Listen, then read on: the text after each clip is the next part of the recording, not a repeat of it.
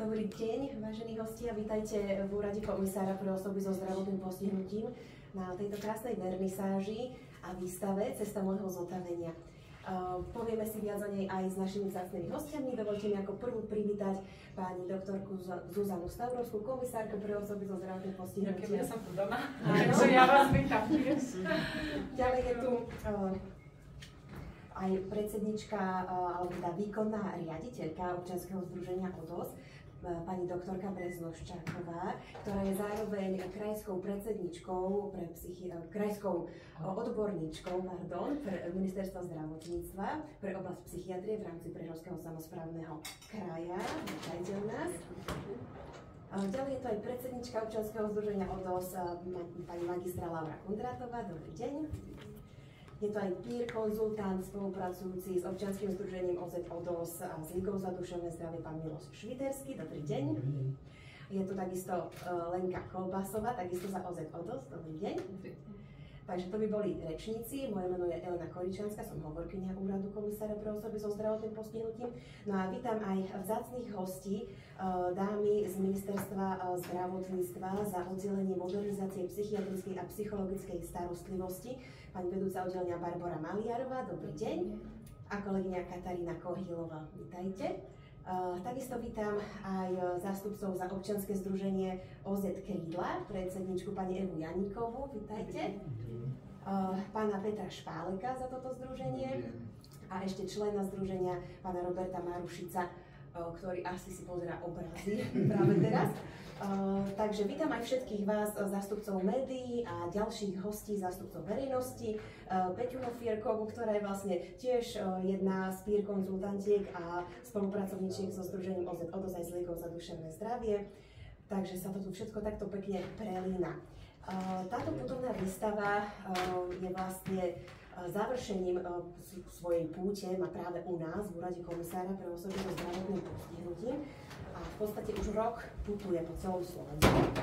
O tom si porozprávame viac. Najskôr by som však chcela dať slovo pani komisárke Zuzane Stavrovskej, aby nám vysvetlila, prečo sa teda úrad komisára rozhodol poskytnúť priestory práve na takúto výstavu, lebo vieme, že teda v úrade komisára zvykneme mávať výstavy a organizovať a ponúkať priestory, ale najmä teda ľuďom, ktorí sú klientmi zariadení sociálnych služieb alebo takýchto iných typov zdravotných postihnutí. Teraz to bude trošku iné, tak prečo teraz takáto voľba? Ďakujem za slovo a ďakujem za privítanie, za úvodné slova. Ja naozaj s veľkou takou láskou k umeniu a láskou k ľuďom so zdravotným postihnutím, tam sa mi to proste spája. Som navrhla, keď sme do týchto priestorov prišli, že to bude galéria úradu komisára pre osoby so zdravotným postihnutím, naše priestory, spoločné priestory, keďže sú značne obrovské, primerane obrovské, ale sú také moderné, také proste naozaj smutné. A tým, že vlastne našim cieľom je samozrejme propagovať to, čo ľudia so zdravotným postihnutím dokážu, akí sú výnimoční a čo v nich je skryté a veľakrát ani nemá priestor sa verejnosť oboznámiť s tým, akí sú talentovaní a teda hlavne v tomto výtvarnom umení, tak my teda, odkedy tento úrad vznikol, každý štvrtý rok, niekedy každý pol rok, záleží od toho, ako teda všetko zvládame stihnúť, tak robíme tu takéto výstavy diel, výtvarných umelcov, ľudí so zdravotným postihnutím. Prevažne zatiaľ sa tu diali výstavy, ktorých klienti boli klientami zariadení sociálnych služieb, ale samozrejme mali sme tu aj výstavy, kde vystavovali členovia občianskych združení, napríklad aj z občianskeho združenia Krídla, boli medzi úplne prvými vystavovateľmi a po dnes deň teda máme možnosť s nimi spolupracovať, aj keď niečasto sa vídať. A práve teraz nastal ten deň, že týmto dňom otvárame výstavu Cesta môjho zotavenia, ktorá je poslednou výstavou putovného celého cyklu týchto diel a je to pre nás veľmi dôležité, pretože my tu na úrade potrebujeme vnímať ľudí so zdravotným postihnutím v tom ich životnom osude, v tom, ako sa oni dokážu vysporiadať s jednotlivými zložitými situáciami, ktoré veľakrát aj premietnú do týchto výtvarných diel, takže preto je to pre nás veľmi dôležité a teším sa, že s týmito dielami sa budú môcť oboznámiť aj naši hostia, rôzne delegácie, rôzne pracovné návštevy a takýmto spôsobom sa nám podarí spropagovať talent ľudí, ktorí tu práve dnes vystavujú. Áno, a ja ešte doplním, že v podstate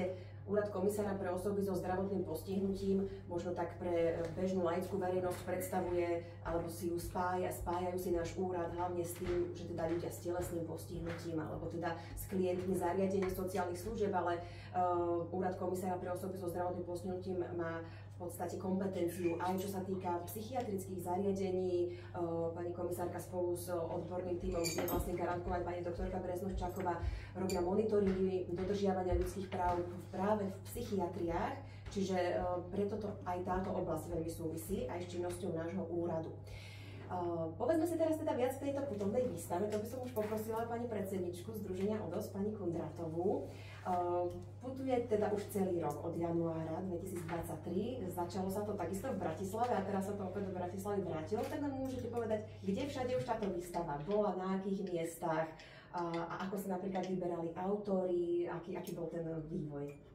Tak výstava bola teda skutočne pomaly cez celé Slovensko, takže prvá taká úvodná tlačovka bola v Bratislave a prvá úvodná vernisáž z otvorení výstavy bola v Košiciach, potom sme pokračovali cez Prešov, Michalovce, postupne na stredné Slovensko do Banskej Bystrice, Rimavskej Soboty, ešte zabudám. Predná hora, odborný večerný ústav. Áno, Predná hora, potom Trenčín a teda končíme opäť v Bratislave. Čo sa týka výberu diel, tak vlastne výber bol otvorený, to znamená, že každý z našich členov, alebo teda z našich členských združení po celom Slovensku mohol prísť s svojimi výtvormi do našej výstavy. Nerobilo sa žiadne výberové konanie, takže bolo to tak, že sme brali naozaj každý jeden výtvor. A sú to teda členovia, alebo možno aj také predstavenie ODOSu. My sme teda taká strešná organizácia, to znamená, že zastrešujeme všetky občianske združenia a ľudí so skúsenosťou po celom Slovensku. A hlavne teda skrze toho sa nám podarilo vytvoriť takéto portfólio tejto výstavy, že sú to naozaj ľudia z celého Slovenska, z každého kúta, kde máme nejaké členské združenie. Takže to putovanie bežalo naozaj teda celý rok a možno viac o takej myšlienke môžem povedať potom. Áno, k tomu sa dostaneme ešte. Ja by som ešte opäť doplnila doplňujúce informácie, že vlastne teda občianske združenie OZODOS, Otvorme dvere, otvorme srdcia, má pod sebou, ako sme už spomínali, teda rôzne iné ďalšie členské organizácie, združujúce opäť ďalších ľudí, ktorí si prešli skúsenosťou s duševnou poruchou a vlastne spomedzi týchto všetkých sa vyberali a prihlasovali diela. Čiže ak sme to tak rátali aj s Milošom, tak bolo to okolo vyše aj 30 autorov, možno aj viac, zhruba 100 diel. Nie všetky diela sú na každej výstave, ono sa to tak aj trošku obmienia, možno pribudnú, odbudnú. A ešte som sa chcela možno dopýtať, že teda tuto je to v priestoroch úradu komisára, predtým bol v Bratislave v Goetheho inštitúte, potom bolo v tom, napríklad v Prešove bolo priamo v sídle úradu Prešovského samosprávneho kraja a v tých ostatných mestách to bolo v akých inštitúciách vystavené? Bolo to vystavené v knižniciach, bolo to vystavené teda napríklad v liečebnom ústave Predná hora to bolo priamo v takej krásnej sále a v knižniciach a ešte kde všade. Prototypom treba povedať, že výstava odštartovala v sídle, teda v decembri 2022 vo Vránove nad Toprou, aby sme si vôbec overili, či vôbec bude záujem to spustiť po celom Slovensku. Takže aj v sídle napríklad práve tohto zariadenia alebo psychiatrických stácií. Áno, vlastne my sme tam boli aj na návšteve, aj v rámci výjazdových dní s pani komisárkou, čiže to je vlastne vo Vránove nad Topľou Centrum pre psychické funkcie, je to taký modrý dom hneď vedľa Domu kultúry vo Vránove a naozaj myslím si, že obyvateľe Vránova majú jedni z mála možno takúto vymoženosť, že takéto sa tam stretávajú komunity, majú tam to peer konzultantstvo, ku ktorému sa dostaneme. No a teraz sa dostávame vlastne k tomu, že ako to funguje v iných mestách, pretože touto výstavou upozorňujete aj na to, že tá komunitná starostlivosť o duševné zdravie je veľmi potrebná a kľúčová k tomu procesu zotavenia. Všetci si možno predstavujú laicky, že máme psychiatrické nemocnice, človek tam odíde na liečenie, vráti sa domov a všetko je v poriadku, ale málo kto si uvedomuje, že je veľmi potrebná tá komunitná a tá ambulantná starostlivosť. No a čo všetko to obnáša a vlastne ako to teda vyzerá na Slovensku? Máme dosť tých komunitných centier alebo tej starostlivosti ambulantnej. Naznačili sme teda, že vo Vranove je to. Kde ešte to možno máme, pani doktorka Breznoščáková? Ako to je na Slovensku? Vo Vranove mám len také prvé pokusy z vlastnej iniciatívy, ale nie je to bohužiaľ niečo, čo by sme mohli nazvať, že je nejaká databáza alebo naozaj nejaká sieť takýchto zariadení, ale z nás sa črtá na lepšie časy, pretože už teraz vieme, že veľmi reálne tu niektoré zariadenia, konkrétne sa volajú psychosociálne centra, boli nielen súhlasené, ale naozaj boli na to odsúhlasené finančné prostriedky, teda na ich vybudovanie, rekonštrukciu, ale naozaj to len materiálno-technické zabezpečenie. V každom prípade, ale keď sa bavíme o tom ambulantná starostlivosť, to samozrejme existuje roky, je ťažiskom, čo sa týka psychiatrickej starostlivosti, lebo možno nie celkom sú známe štatistiky z minulého týždňa, že na Slovensku bolo vyšetrených v minulom roku 500 000 ľudí, čo sa týka psychiatrickej starostlivosti, z toho 90% v psychiatrických ambulanciách, 10%, približne okolo 45 000 ľudí bolo hospitalizovaných v ústavných psychiatrických zariadeniach, čiže baviť sa o tom, či to má zmysel, nemá zmysel a podobne, asi naozaj nie je na mieste. Len dlho už hovorím o tom, že to zmysel má a je to potrebné, ale naozaj teraz bude úplne výborné, keď konečne pokročíme aj k nejakej realizácii a preto som veľmi rada, že tu máme aj dámy práve z tohto oddelenia, kde vôbec tieto myšlienky vznikli. Asi pred 3 rokmi kreovali sa a sú dôkazom toho, že boli schopné to aj napriek všelijakým trendom zárukou toho, aby sa to udržalo, pokračovalo, snáď aj dobehlo do nejakého finále, pretože naozaj môže byť aj výborná myšlienka a boli sme svedkami toho opakovane, ktoré sa nepodarilo realizovať. Čiže to, že naozaj je veľký tlak na psychiatrické ambulancie, je jasné, čaká sa niekoľko týždňov, niekoľko mesiacov. Preto bohužiaľ mnohí ľudia sú nútení vyhľadávať priamo ústavné psychiatrické zariadenie, ale pritom to nemusí byť len z dôvodu, že iná už nie je dostupná. Preto práve tá komunitná starostlivosť, konkrétne zariadenie komunitnej psychiatrickej starostlivosti, s čím súvisia práve psychiatrické stacionáre, alebo konkrétne práve psychosociálne centra, ktoré sú teraz veľmi vysoko aktuálne, lebo je to niečo úplne nové, čo doteraz u nás neexistovalo, sa od nich by mohlo čakať práve to, aby nielen odbremenili túto starostlivosť, ale aj destigmatizovali, pretože vieme, že z takýchto zariadení hlavne ústavných musí človek odísť nejakú diagnózu, alebo po väčšine odchádza. A vieme, že nie každý, kto má duševné ťažkosti, už naozaj musí mať túto diagnózu, alebo teda nálepku a práve v takýchto zariadeniach by sa mu mohla dostať pomoci nie len tej zdravotníckej, môže viac potrebuje pomoc sociálnu, právnu, alebo niečo bytovú otázku, alebo niečo podobné. Čiže naozaj v rámci tej tiráže a tej pomoci, ktorá by mohla byť taká promptná a ľahšie dostupná, tak naozaj by sme sa mohli dopracovať k tomu, aby bol veľmi adresne tento človek nasmerovaný do toho zariadenia, ktoré práve potrebuje. A ak by sa to naozaj podarilo zrealizovať, tak skutočne by sme mohli patriť k tým európskym krajinám, ktoré už v podobnom duchu niečo také existuje už tam tiež. Tieto psychosociálne centrá alebo centrá pomoci sú akýmsi predstupňom pred možno návštevou psychiatrickej ambulancie, alebo jednoducho možno aj doplňajú, že človek vlastne, napríklad u vás vo Vranove sú aj ambulancie vo vašom centre, sú tam potom aj rôzne komunity, peer konzultantstvo, čiže vlastne to z každej strany ošetrenie toho človeka, ktorý, aby neostal v tom sám, že ide teda do ambulancie k bielému plášťu a potom teda možno na liečenie v horšom prípade. A keď sa vráti zase nejaká miest, tuto opäť, keď sa vrátia aj z liečenia, z hospitalizácie, opäť môžu chodiť do centra. A tam je opäť aj zmyslom aj to peer konzultantstvo a to teraz prichádzam k Milošovi. Miloš, vy ste vlastne aj autorom tejto putovnej výstavy. Vy sám ste si prešli skúsenosťou s duševnou poruchou, no a vy ste jedným z prvých peer konzultantov na Slovensku, dalo by sa to tak povedať. Tak si povedzme teda viac, lebo je to taký dosť nový pojem aj pre širokú verejnosť. Čo to vlastne znamená to peer konzultantstvo a aká je jeho hodnota a význam v rámci takýchto centier a takej tej pomoci a tej bázy týmto ľuďom? Peer konzultant je človek, ktorý si zažil svoju skúsenosť psychickou poruchou alebo duševnou nepohodou a túto svoju skúsenosť uchopil tak, že ju používa na podporu zotavenia iného človeka.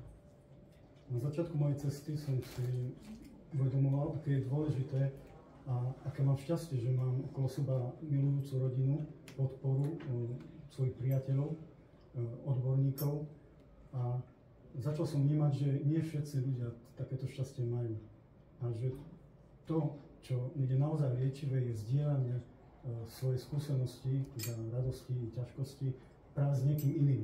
Možno s niekým, kto tam bol a vie, ako to tam vyzerá a prináša mi správu, že sa to dá. Že netvrdíme, že to je ľahké, ale že sa to dá a poďme spolu po tej ceste a nájdeme riešenie. A aké riešenie? Zotavenie? Teda, čo je to zotavenie v živote? No, taká osobná transformácia, uchopenie nových víziev, nových schopností, zmena pohľadov, taký osobný jedinečný proces, ako si nájsť svoje miesto v živote, aj napriek možno katastrofálnym dôsledkom stretu, možno s tým ťažkým prežívaním, nájsť taký plnohodnotný a spokojný život, tak ako tomu rozumiem ja, a to zdieľať s iným, pretože je to v oboj strane liečivé. To, čo peer konzultant vytvára, je vlastne prostredie. Prostredie, kde sa môžeme cítiť v pohode, kde môžem k niekomu cítiť dôveru, kto ma neodsúdi, komu neradím, že takto to urob, ale naopak, poďme sa inšpirovať navzájom. Čo mne pomohlo, čo tebe pomáha a poďme spolu objavujme. A to vlastne nevylučuje aj to, že takýto človek môže chodiť aj popri tom aj k svojmu psychologovi alebo aj k psychiatrovi, ale zároveň má aj svojho peer konzultanta. A chcem sa spýtať, ako to funguje? To je one to one, alebo je to nejaká skupinka, kde sa zdieľate? Ako si to môžeme prakticky predstaviť? U nás v centre máme skupinky, kde vlastne zdieľame spolu, buď nejakú tému alebo nejaký program, ale častokrát sa stáva, a to je práve ten prínos peera, že som oslovovaný neformálne pri umývaní riadu a porozprávame sa o veciach, ktoré možno na skupine nemám odvahu otvoriť. A to je ten význam toho iného pohľadu, že nie je to len odborník, ktorému sa vzťahujem ako k niekomu, kto mi pomáha, ale aj k bežnému človeku, ktorý mi môže byť pomocou a podporou. Čiže rozširujú sa mi možnosti voľby, akým spôsobom chcem sa postaviť tomu svojmu zotaveniu. Ako často bývajú takéto stretnutia alebo tieto skupinky s peer konzultantmi, alebo je to individuálne, že kto kedy chce a v danom čase raz do týždňa alebo dvakrát do týždňa sa tam stretnete a čakáte, kto príde, alebo je to ako organizované? My sme obďaný stacionár, takže máme program, kde ľudia trávia čas od rána až do poluvedia, kde vlastne máme podporu psychológov, psychiatrov, ale aj za čo som veľmi vďačný, za dôveru, ktorú nám práve odborníci v centre dávajú nám, peer konzultantom, že môžeme odovzdávať slobodne tú našu skúsenosť a vlastne veľkou podporou odborníkov vlastne pomáhať k tomu zotaveniu. Ale vždy je to o tom, či človek tú službu alebo to, čo ponúka peer konzultant, využije. Čiže nie je to niečo, čo by bolo opäť povinné, alebo že sa toho musí zúčastniť. Naopak ponúkame, sme tam a už len to, že je tam človek, za ktorým môžem ísť len tak, dáva možnosť, aby sme neboli v kúte a necítili sa nejakým spôsobom obmedzení. No a vlastne jednou možno z takých myšlienok, alebo práve vaša myšlienka bola práve myšlienka tejto putovnej výstavy. Prečo? Akým ešte vlastne ďalším rozmerom môže takáto putovná výstava pomôcť na ceste práve toho zotavenia, keď sa aj táto výstava bola cesta možno zotavenia? už som to možno niekde spomínal, ale prvýkrát, keď ma pani doktorka zavedla do skupiny, keď som bol na začiatku ešte svojej cesty, tak som zažil bezpodmienečné prijatie. Cudzími ľuďmi, ktorí si prežívali svojimi ťažkými výzvami. A to, že som spoznal, že tí ľudia sú úžasní a že majú svoje schopnosti, o ktorých nikto nevie, tak možno nám spoločne napadlo, že poďme ukázať, aká je hodnota človeka so skúsenosťou. A umenie je to, čo má veľmi blízko k citlivosti duše. A my ľudia so skúsenosťou sme citliví, sme krehkí.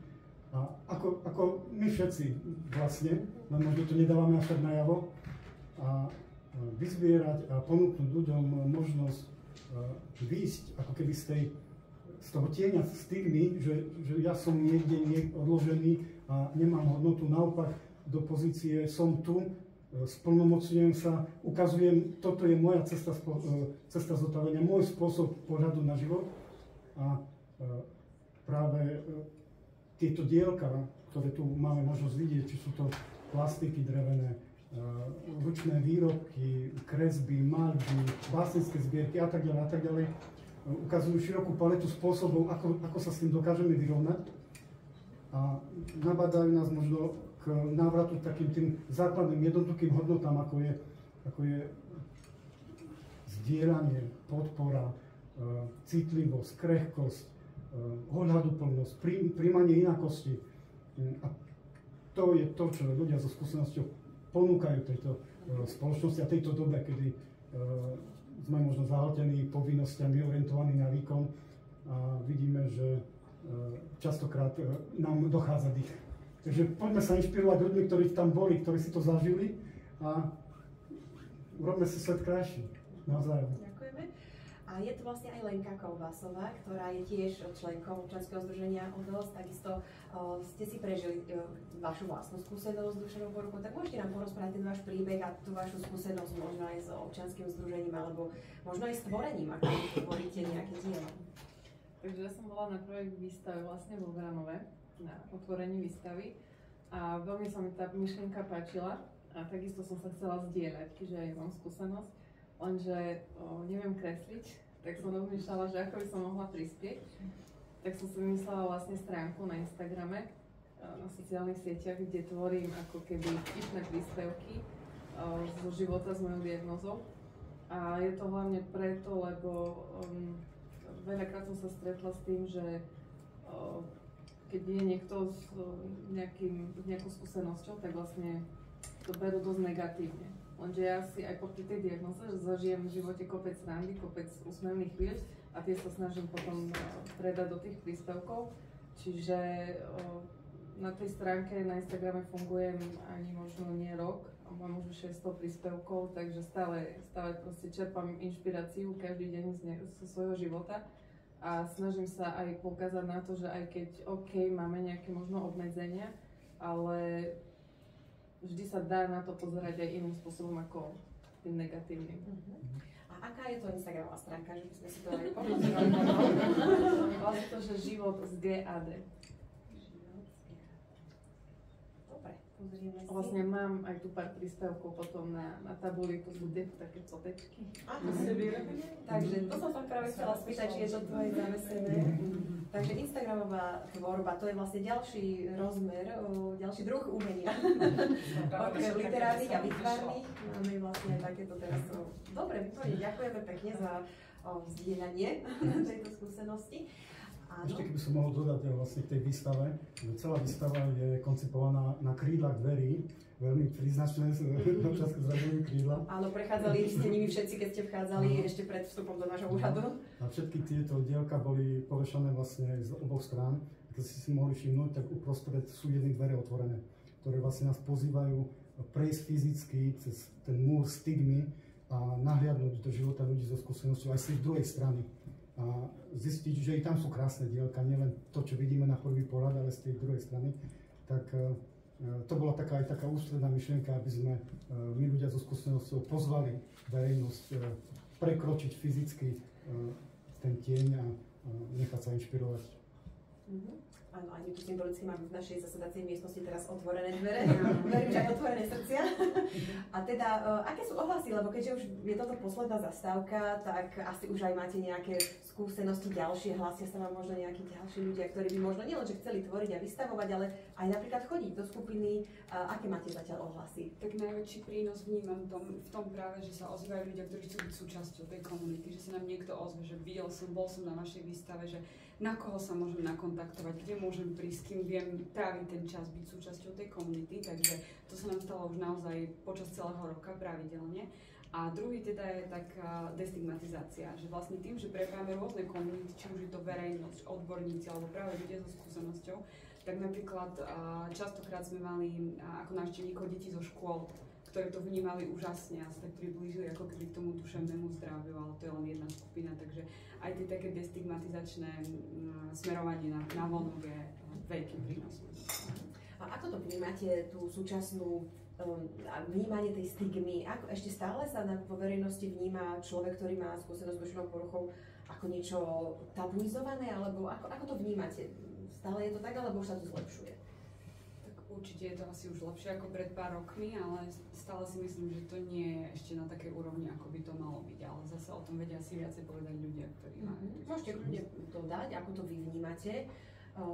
Napríklad nedávna udalosť tohto týždňa, ktorá preletela médiami, bola, že ušiel pacient zo psychiatrie, dávajte si pozor, môže byť nebezpečný. Ja vôbec netuším, ako mohlo takto mediálne byť pokryté takéto informovanie, pretože to veľmi takisto asi prispieva k stigmatizácii a nie k opačnému destigmatizovaniu, ktoré je potrebné skôr asi. Nadarmo aj Slovenská psychiatrická spoločnosť vyhlásila cenu novinárskej nezábudky, aby aj novinárov naučili, ako majú informovať alebo podobne. Ale bohužiaľ dnes sa to stále viac a viac nosí, že titulky priťahujú a skôr tie negatívne ako pozitívne, ale naozaj neexistuje žiadna štúdia, aby človek s duševnou poruchou bol viac nebezpečnejší. Alebo bolo to nebezpečnejšie sa tam hýbať, ako často mi kladli študenti otázku, keď je naozaj som vyučila vo jednu z prvých, ako keď sa hýbete bežne po ulici, asi na tej ulici možno je to o to viac nebezpečnejšie. Ale iste je to príťažlivejšie jedného z tých mnohých podčiarknúť, ako hovoriť skôr o tých, že naozaj čo vedia robiť, tvoriť, kresliť, alebo ako vedia úžasne pomôcť a tak ďalej a tak ďalej. Ale chcela som povedať ešte teda k tej výstave, že do polovice januára by to malo byť u vás a potom teda v závere plánujeme naozaj urobiť takú väčšiu tlačovú konferenciu, také zakončenie vlastne celej výstavy, pretože to je taká putovná kniha, dúfam, že ju máme aj tuto, tak potom aj všetkých poprosím, keby ste vedeli sa do nej zapísať, podpísať, alebo možno dať tam aj nejaké svoje názory, dojmy, alebo možno krátku skúsenosť, pretože práve z týchto zozbieraných informácií a dát plánujeme vydať nejakú brožúru, ktorá bude v podstate nejakým materiálom nielen pre ľudí so skúsenosťou, ich príbuzných, pretože práve naše občianske združenie sa aj na nich zameriava a významne participujeme, ale aj pre odborníkov, aby naozaj poskytli aj tieto informácie, keďže vieme, že u nás epidemiologické dáta akéhokoľvek druhu, zvlášť čo sa týka psychiatrickej starostlivosti, chýbajú, sú to väčšinou odhady a hypotézy, ale aj pre tvorcov politík, pretože naozaj práve tí sú zainvolovaní do týchto procesov a naozaj máme šťastie, že reflektujú a toho času sú tam ľudia, ktorí aj počúvajú a načúvajú, aby naozaj sa pre ľudí, ktorí to potrebujú, robilo niečo, čo vyjadrujú svoje potreby, nie len čo si myslíme, že by potrebovali. Takže práve aj na tento účel má slúžiť tento materiál, ktorý verím, že sa nám v celkom slušnom počte podarí zozbierať. Super, ďakujem pekne. Áno, tú knižku tu máme, je v priestore sekretariátu na tej poličke dole, to si potom budeme vlastne tu aj kolovať, keď skončíme oficiálnu časť. Tak nech sa páči, áno, ešte doplnenie. Ja som chcel ešte niečo doplniť, je to veľmi dôležitú vec, ktorá nebola spomenutá, že putovná výstava Cesta môjho zotavenia bola súčasťou jedného úžasného projektu a takisto naše občianske združenie spolu s Ligou za duševné zdravie, ktorá vlastne je takým iniciátorom tohto celého projektu, teda projektu spolutvorby spolu s občianskym združením Psychiatria nie je na hlavu v priebehu predchádzajúceho tohto roka. V rámci toho projektu ľudia so skúsenosťou v každom kraji nášho Slovenska organizovali verejné stretnutia, kde sa pýtali ľudí so skúsenosťou príbuzných, zástupcov miest a obcí a samozrejme odborníkov. A na týchto verejných stretnutiach sa pýtali, ako majú skúsenosť so systémom starostlivosti, čo potrebujú, čo ich hnevá. A práve podarilo sa spojiť tieto dva úžasné projekty, kde v rámci našich výstav sa organizovali i tieto verejné stretnutia, čo bolo vzájomne podporujúce. A ako povedal som, príklad veľmi dobrej praxe, keď ideme spoločným smerom.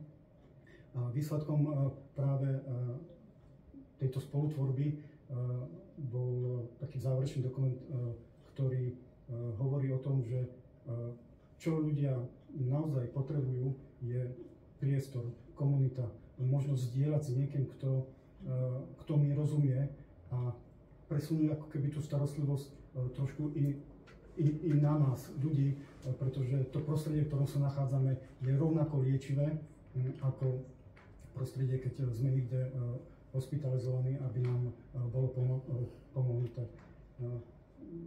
Veľmi dobrý príklad toho je, že ak si zlomím nohu, tak následuje nejaká rehabilitácia a práve človek, ktorý odchádza z hospitalizácie alebo možno aj z ambulancie, tak opäť ide zase do prostredia, možno ktorý nie je veľmi podporujúce a práve v komunite ľudí, ktorí si rozumejú, môže znovu získať ten dých a novú energiu. Môže sa navzájom inšpirovať a to je skvelé, že vlastne takýto projekt tu na Slovensku bol a že vlastne sa splnomocnil ten hlas toho človeka, že ľudia tam prišli na tie stretnutia a povedali, čo potrebujú. Takže i toto považujem za veľký úspech cesty mojho zotavenia. Áno. Veď v podstate to prepojenie s Ligou za duševné zdravie a s týmito projektmi je vlastne veľmi úzke. Ešte by som chcela dať možno priestor aj Peti Hofierkovej, ak by ste nám chceli povedať vašu skúsenosť alebo váš príbeh, ako ste sa dostali tiež do toho pírstva napríklad, alebo do spolupráce. Nech sa páči. No ja presne som v Lige za duševné zdravie videla inzerát, že hľadáme ľudí s duševným ochorením alebo s duševnou nepohodou a to som si povedala, že wow, niekto chce mňa. Hej, že dotedy som sa hrala, ako ja idem zvládnuť normálnu robotu niekde, hoci kde. A tu zrazu chcú takto, že toto je podmienkou, že by ma mohli prijať a to bolo akože úžasné. A ja som vlastne bola v tomto projekte spolutvorba koordinátorom Trnavského kraja. Rozbehla som v 5 mestách Trnavského kraja tieto diskusie a vlastne pozývala som ľudí, verejnosť, tých, čo majú nejakú skúsenosť s duševným ochorením alebo ich príbuzných. Chodili tam psychiatri, psychológovia, sociálni pracovníci a takisto zástupcovia miest. A vlastne sme sa rozprávali, ako vravel Miloš, o tom, že čo nám všetkým, ktorí vlastne využívame nejakým spôsobom tú starostlivosť o duševné zdravie, ten systém starostlivosti o duševné zdravie, v tomto systéme chýba, čo nám práve že vyhovuje, akú máme my predstavu, že ako by to mohlo inak fungovať. A vlastne za celé Slovensko v tom dokumente, ktorý sme vytvorili a je prístupný na webe, sme urobili 361 takýchto diskusí po celom Slovensku. Zúčastnilo sa toho 2100 ľudí a vlastne je to obrovská databáza toho, čo naozaj tí ľudia, ktorí to využívajú, tento systém, či ako odborníci, alebo ako tí, ktorí prijímajú túto starostlivosť, naozaj potrebujú, alebo chcú, alebo kde sa im páči. Musím povedať, že pani doktorka Breznoščáková je ten najúžasnejší asi príklad a jej starostlivosť s celou komunitou na Slovensku, asi to ani nikde inde nie je. Snáď... Doktorka Aníková, musím povedať, bola taká predvojníčka. Dobre, tak pardon. Ja sa prihlásim, keď budem môcť niečo. Dobre, super, ale vážne, že toto si proste želáme a želajú ľudia po celom Slovensku, aby to takto fungovalo.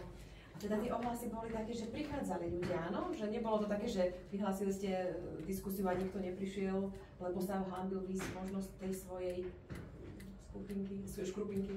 snažili sme sa to tak propagovať a nikoho sme samozrejme do toho nejako netlačili. Ja som teda napríklad rozdávala letáčiky, chodila som to vešať na rôzne miesta, kde sa pohybuje veľa ľudí, alebo aj do ambulancií, psychiatrov, psychológov, písala som maily, oslovovala som odborníkov aj normálne, takže som prišla napríklad v Trnave za pánom primárom a príďte, prosím nás, toto a toto robíme. Takže aj prišiel, zdieľal zase zo svojej stránky ako primár psychiatrického oddelenia v Trnavskej nemocnice, s čím on sa pasuje ako primár, ako to je s doktormi, ako to je so sestričkami a ako to majú tí pacienti, ako sa im on snaží pomôcť a podobne. Ja niečo môžem, tak napríklad u nás, ja som okres Bardejov, tak tiež som chodila na tieto stretnutia a bola som tam až ja.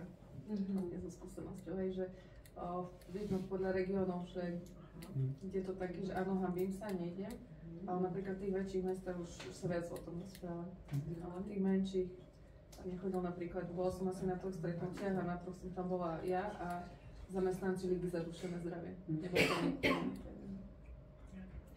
Pani Janíková a občianske združenie Krydla, nech sa páči. Tak my sme sa zamerali na tých ľudí, ktorí majú skúsenosť hlavne s psychotickými poruchami, hlavne schizofrénia, bipolárna afektívna porucha alebo ťažké obsedantné poruchy, ťažké depresie a vlastne po preliečení zostávajú trochu vo vzduchoprázdne, pretože ich sociálne kontakty sú prerušené, sú nešťastní, sú nedôverčiví a vlastne nevedia, kde začať. Takže pred 17 rokmi, až mi je to také zvláštne povedať, že to už 17 rokov, sme založili občianske združenie Krydla a teda to občianske združenie otvorilo rehabilitačné centrum Krydla. To takto funguje, má jednu veľmi širokú ponuku rôznych terapií, rôznych záujmových činností, či sa týkajú telesnej, fyzickej aktivity, alebo sa týkajú tréningu kognitívnych funkcií. Všetko, čo si myslíme, že treba trošku opraviť u týchto ľudí alebo dať do správnych rozmerov, tak to sa snažíme na tom pracovať.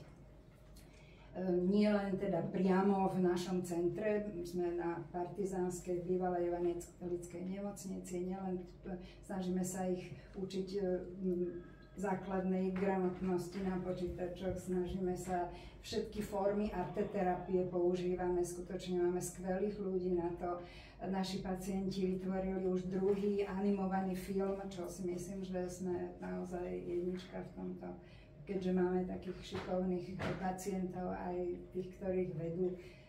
A robíme fakt všetko, čo je v našich silách. A v súvislosti s týmito, nechcem to rozvádzať, lebo to by bolo nadlho, ale v súvislosti s týmito výstavami by som spomenula, že teda malých výstav sme urobili veľmi veľa po Bratislave v rôznych na ministerstvách, v sporiteľni, kde len si viete predstaviť vo foaje divadla a tak. A dve také, alebo tri také najväčšie naše skvosty boli, minulý rok sme robili z celého Slovenska, sme pozbierali, iste niektorí z vás o tom viete, sme vyžiadali z nemocníc, z rehabilitačných nejakých centier diela. To boli nielen obrazy, ale aj sochy, rezby, rôzne ručnoprácové, krásne výrobky. A urobili sme jednu obrovskú výstavu v rozhlase, v galérii rozhlasu, ktorá teda pokračuje, volá sa Art Brut, čiže surové neškolené umenie. 2022 to bola výstava. Potom sme v ďalšom januári sme urobili výstavu v Umelke, kde sme už pribrali, už aj vlastne sme mali českých priateľov, sme mali aj na tej prvej výstave, časť takých moravských na ukážku, ale potom sme robili v Umelke výstavu a tam sme už mali aj českých priateľov, aj moravských priateľov, aj maďarských priateľov, hej.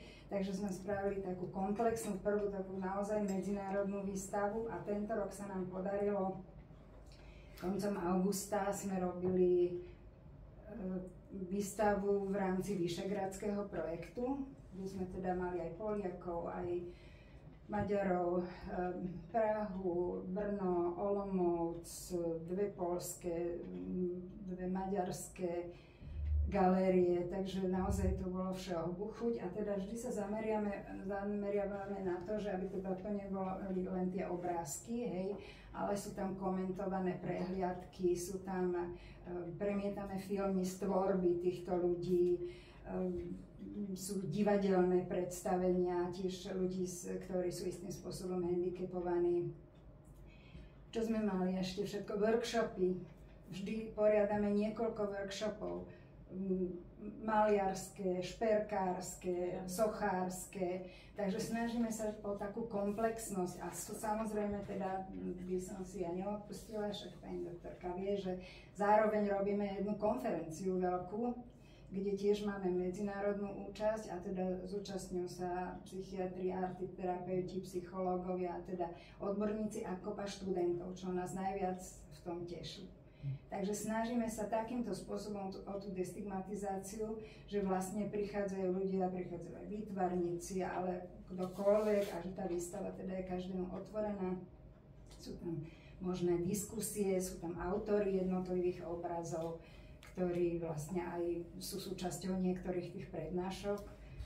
A robíme takýmto spôsobom, si myslíme, že je to dobré vlastne, a ešte keď teda v tej súvislosti môžeme ešte povedať, chodíme napríklad na trhy, kde sa predávajú rôzne výrobky, ale nie preto, aby sme, lebo však viete dobre, aká zárobková činnosť to je, ale naši pacienti, aby sa naučili predávať, osloviť ľudí, aby teda videli ostatní, že to sú takí istí ľudia ako ja, ty, tak prečo by mali byť nejakým spôsobom odsúvaní.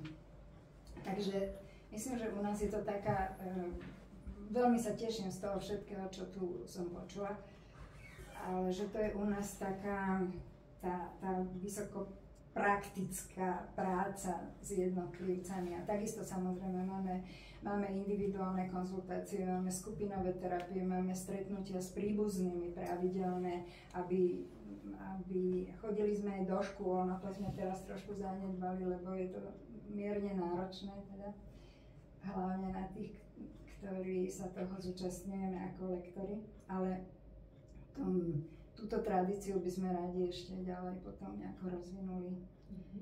Doplním ešte možno ma napadlo, že tiež robíme pre klientov rekondičné pobyty, teda posledné 2 roky sa nám bohužiaľ z grantov teda nepodarilo to, ale v minulosti boli sme už v Tatrách, v Piešťanoch sme boli a tak, ale snažíme sa každoročne pre nich robiť aj nejaké športové aktivity, športový deň. Už nejaký 3., 4. rok sme mali splav a Moravy, teraz sme mali karloveské rameno. A tiež ideme biliard občas s nimi hrať, alebo bowling a takéto veci.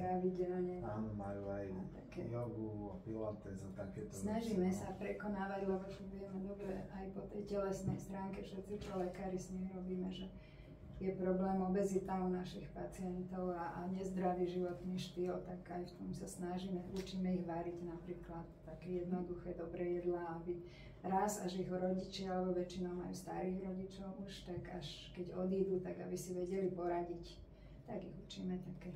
Aha, napríklad angličtinu máme veľmi pravidelnú a obľúbenú, alebo kreatívne písanie, z toho vydávame taký časopis Krídelník, ale je to občasník, keď získame peniaze. Keď môžem teraz nadviazať na časopis, tak my vydávame periodikum a sú k dispozícii pre vás čísla, teda to minuloročné, aktuálne, tak som tam pripravila niekoľko kusov, takže Druhý breh sa to volá a je to teda fórum o duševnom zdraví. Ale mi sa páči, môžete si vziať, je to tam na sekretariáte, taká veľká kopka časopisov. A ďakujeme. Pani komisárka ešte chcela doplniť? Ja som chcela ešte reagovať a naozaj doplniť takéto poznanie zo života vášho združenia, že my sme mali tiež možnosť navnímať tú atmosféru u vás na Partizánskej. Aj keď teda sme tu organizovali tú výstavu a boli sme v takom tom spriahnutom spojení na diaľku, ale mali sme možnosť byť aj u vás jedno popoludnie a a naozaj sa oboznámiť s tými dielami, ktoré robíte. Aj sme robili všelijaké tie terapeutické cvičenia s vami, čo bolo pre nás dačo nové, tak to je ako veľká výzva, možno, že či to aj nezavedieme do nášho úradu, aby sme si trošku našu prácu nejakým iným spôsobom užili. Ale teda Krídla nie sú jediné združenie, ktoré teda osobne poznáme.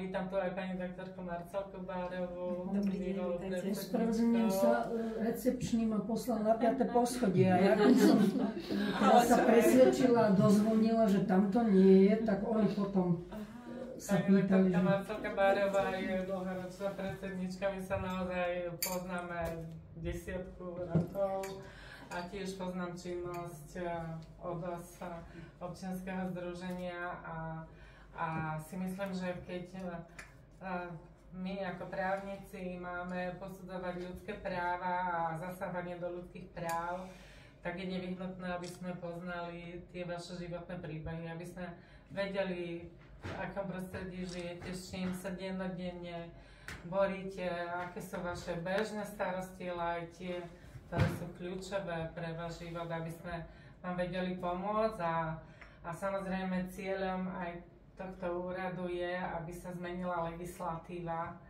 a tuto teda máme aj partnerov z Ministerstva zdravotníctva a v našich správach o činnosti, ktoré predkladáme každoročne do parlamentu, dávame aj odporúčania vláde, jednotlivým ministerstvám, čo je potrebné zmeniť v legislatíve tak, aby sa čo najlepšie implementoval dohovor o právach osôb so zdravotným postihnutím.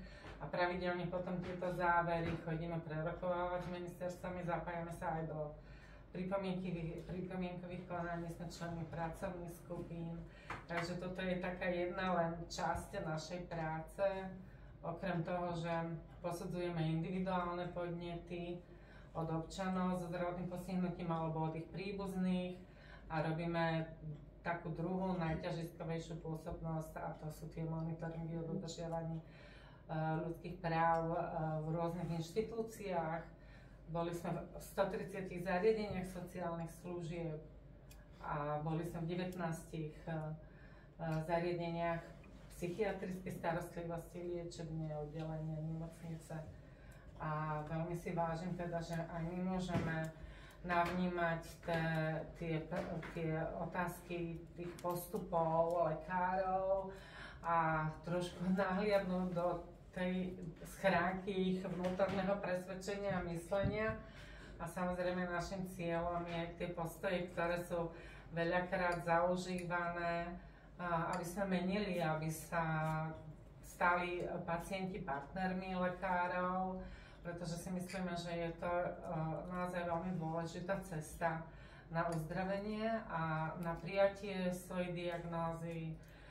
My ako právnici samozrejme nepopierame lekárske zistenia a závery o diagnózach, ale našim cieľom je, aby ten pacient mal chránené ľudské práva, aby boli dodržiavané všetky záruky na jeho ochranu, právne záruky, ktoré tomu pacientovi poskytuje na správny poriadok aj dohovor o právach osôb so zdravotným postihnutím. Áno, to sme sa opäť vrátili oblúčikom teda k tým ľudským právam teraz a ja by som ešte predsa len dala aj priestor, dávam za ministerstvo zdravotníctva. Keďže sme tu teda hovorili o tej potrebe tých komunitných centier, tých psychosociálnych centier, ako to teda vyzerá? Čo možno to vaše oddelenie, také zaujímavé modernizácie psychiatrickej a psychologickej starostlivosti na ministerstve zdravotníctva, aké máte teda zámery, možno aj v súvislosti s vytváraním komunitných centier, ako to vyzerá, možno tie plány do budúcna?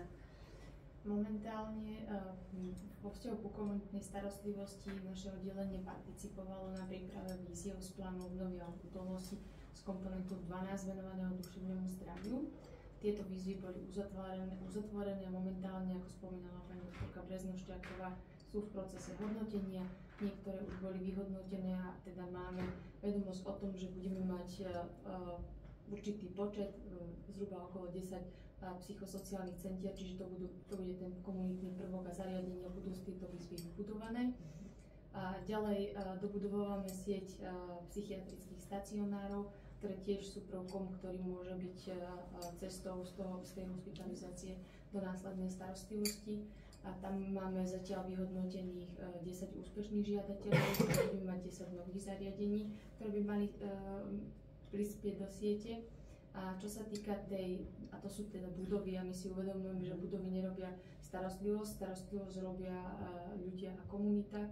Čiže budú pripravované z programu Slovensko výzvy a teraz je potrebné pamätať aj na vzdelávanie, čiže potrebujeme aj vyvzdelať odborníkov a tí, ktorí sa nevyvzdelajú z aktuálne otvorenej výzvy z plánu obnovy a odolnosti, ktorá je pre zdravotníkov aj nezdravotníckych pracovníkov, kde už máme niektorých, ktorí sa boli vzdelávať v komunitnej starostlivosti v psychiatrii v Čechách, tak bude možné aj ďalej rozvíjať vzdelávanie a podporovať vzdelávanie aj z programu Slovensko. A čo sa týka toho, že ako to celé zastrešiť, tak pod Radou vlády pre duševné zdravie bol vytvorený výbor pre kvalitu starostlivosti o duševné zdravie. A v rámci tohto výboru vznikla pracovná skupina, ktorá je venovaná komunitnej psychiatrickej starostlivosti pre dospelých, kde sú odborníci, zástupcovia sociálnych pracovníkov, kde sú zástupcovia Ministerstva práce, sociálnych vecí a rodiny a kde máme zástupcov aj peer konzultantov. A táto pracovná skupina sa podieľa práve na tom, ako sa má ďalej rozvíjať komunitná starostlivosť a vlastne zástupcovia všetkých týchto profesí, ktorí by mali byť účastní na poskytovaní komunitnej starostlivosti, spolu kreujú a teraz najbližšie, čo bude materiál zo skupín, tak to bude cesta pacienta, čiže bude nakreslená cesta pacienta naprieč všetkými zariadeniami, naprieč teda celou starostlivosťou. Takže to je taký základ, ktorý na ministerstve zdravotníctva riešime. Samozrejme, spolupracujeme aj s terénom, čiže vnímame aj potreby z terénu, aj výzvy, ktorým čelia aj tie novovznikajúce zariadenia, čiže reflektujeme aj na to a v rámci kompetencií budeme ďalej aj spolu so samosprávnymi krajmi rokovať o tom, ako tú sieť zastabilizovať a ako tie novovzniknuté zariadenia udržať v prevádzke, aby sme nemali len budovy, ale aby sme mali naozaj tú komunitnú starostlivosť vybudovanú. Na to teda samozrejme nedá sa to len hneď, takže tie výsledky budú postupne, ale tie zmeny budú prichádzať postupne, ale myslím si, že tie piliere, ktoré sme postavili aj spolu s komunitou, respektíve s odborníkmi a aj s ostatnými rezortami, že budú základom preto, aby sme mohli hovoriť o komunitnej starostlivosti reálne v praxi. Super, ďakujeme za hutnú, obsažnú, komplexnú odpoveď. Pani doktorky, čo hovoríte na to? V každom prípade si myslím, že tie vízie, ktoré tu odzneli, sú veľmi potešujúce. A ja naozaj s veľkou úctou vždy hovorím, že sa mení tá situácia, že život na Slovensku sa mení pre ľudí so zdravotným postihnutím. Jednoducho tá legislatíva pokračuje. My sme aj pri príležitosti 10. výročia od ratifikácie dohovoru o právach osôb so zdravotným postihnutím pred 3 rokmi robili takú tlačovku, kde sme naozaj analyzovali, že čo sa za tých 10 rokov zmenilo. A tie signály sú pozitívne, tie výsledky naozaj sú tu na Slovensku, len ja vždy tak smutne hovorím, že mohlo by to teda ísť rýchlejšie. Čiže naozaj myslím si, že sme nastúpili na tú cestu a ja teda som veľký optimista v tomto, ale aj som veľmi veľmi stížiadostivá na to, aby to išlo rýchlejšie, aby tá zmena proste nastala a aby tí ľudia si to mohli čo najskôr učiť tú zmenu. Ja som len rada, že vôbec sa zmeny začali, pretože ja som z tých ešte psychiatrov, ktorí sa zúčastnili na tvorbe reformy tejto psychiatrickej starostlivosti v 1990. Prepáčte, prosím. V 1990 roku, keď vlastne sme robili celú koncepciu, perfektne vypracovanú a z toho sa veľmi ojedinele, to naše centrum teda si myslím, že je jedno z tých úspechov, ale veľmi ojedinele sa realizovali tie všetky zmeny. Čiže so smutkom pozerám, že až teraz, ale s radosťou, že aspoň teraz, že sa to zmení všetko. Pretože bola dobre nastavená koncepcia, svedčila tom aj to, že keď sme robili teraz túto novú, ktorá je vlastne existujúca 2 roky, tak absolútnym základom bola tá pôvodná z 70. rokov. Čiže problém nebol v jej nejakej zastaranosti, alebo že by nebola načasová, práve naopak, ale skutočne skôr v tom chcení alebo zaimplementovaní aj tých realizátorov alebo tvorcov. Preto možno opakovane to zdôrazňujem, že čo sa týka naozaj štátu, bez jeho nejakej pomoci alebo priority sa to nedá ani realizovať. Takže verím, že naozaj to nezastaneme na nejakom mŕtvom bode. Super, tak ďakujem všetkým. Otázky ešte možno z publika, zo strany médií, verejnosti. Nech sa páči, ak chce niekto niečo doplniť, alebo potom teda individuálne, voľne. A nech sa páči, teda ponúknite sa. Prichystali kolegynky pre vás občerstvenie. Ináč som zabudla aj privítať kolegynky z úradu komisára. Ďakujem, že sú tu účastné a so záujmom počúvajú a sledujú. Takže ďakujem veľmi pekne. Uzatvárame teda oficiálnu časť tlačovej konferencie a nech sa páči, prehľadka priestorov je voľne k dispozícii a tešíme sa na individuálne rozhovory. Takže ďakujeme veľmi pekne. Dovidenia a ešte tu teda zostávame. Kto ste si neprešli dverami, tak prosím prejdite, aby ste zažili ten pocit z jednej aj z druhej strany a naozaj využite možnosť sa podpísať a teda niečo napísať aj do našej. Donesiem aj tú kultúrnu knižku.